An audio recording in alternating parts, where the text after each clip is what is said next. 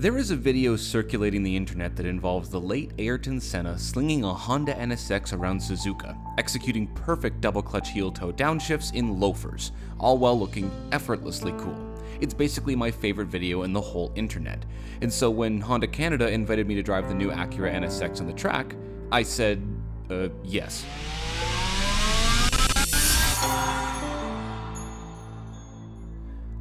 Now, the new Acura NSX isn't the pure mid-engine supercar it once was. It has a twin-turbo V6 at the back, making 500 horsepower, and to fill the gaps in the torque curve, of which there are few, it has two independent electric motors in the front which bump the overall output to 573 horsepower and 476 pound-feet of torque.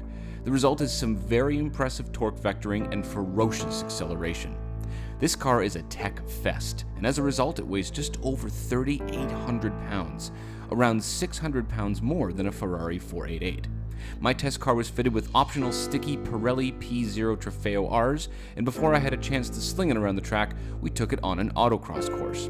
I only had a short time with the car, so here are some driving impressions, and since I didn't bring my own helmet, I had to wear a head sock, which assured me that I would never look as cool as Ayrton Senna driving one of these. Alright everyone, we're going to do an autocross course. Sorry for the weird helmet sock. Front end is very sharp. It pushes a little bit as you get in, but you just dab the brake and it rotates through very well. Just off the brake there and it starts to come in. I can feel the system's working. Well, very good. Alright, let's try launch control because why not? Alright, so we're gonna, everything's over 1, Sport Plus, hold it there. Okay, left foot on the brake, hard on the gas, and woohoo! That is rather impressive. That is very fast off the line. There's just absolutely zero wheel spin. No, there's zero wheel spin. right away. It just goes. Very good. Alright.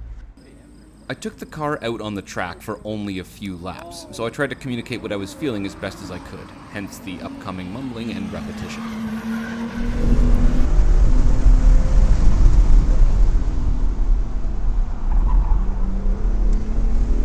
It responds really well to braking on turn-in, actually.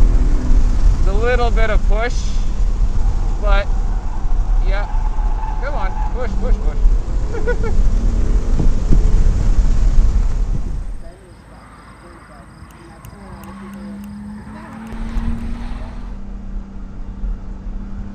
There's a little bit of push on corner exit, but you can neutralize it with the throttle very easily.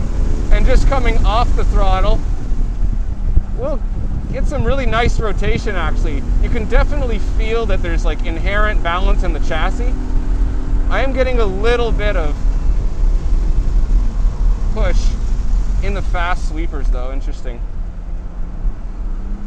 I do like the fact that those electric motors definitely feel like they're propelling you through the corner, not slowing you down. The front end is incredibly sharp. Feels fantastic. And the magnetic ride suspension over those curves, it feels really good. It feels like my racing suspension. It keeps you flat on turn-in, but then you hit a curve and it doesn't feel like anything. All right, pretty good. The NSX kept understeering a bit wide in higher speed corners. The racing driver told me this was down to the weight of the vehicle, and I noted that the Trofeo Rs were at the end of their life as well. However, while even though I could rotate the car easily using the regen braking in corners or by tapping the brake on turn-in, I still found that it would push in a lot of the higher speed exits. I would need more time on the track with the car to fully shake it down, but even with those issues, the NSX still did its job.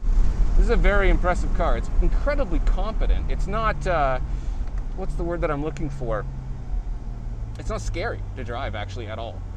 I feel like it's one of those cars, some cars you get and you have to learn them for a while, but this is one of those ones I got in and I could push it right away. Very, very, very intuitive as to where the power is going and the balance in the chassis. Impressive, very impressive.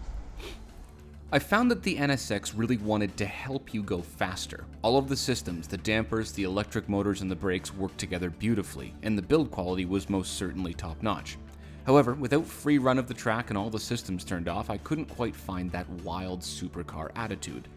But it doesn't matter really, because it was most certainly obvious that the NSX is a very capable performer that wants to work with you to go fast, not slap your wrist when you've been bad.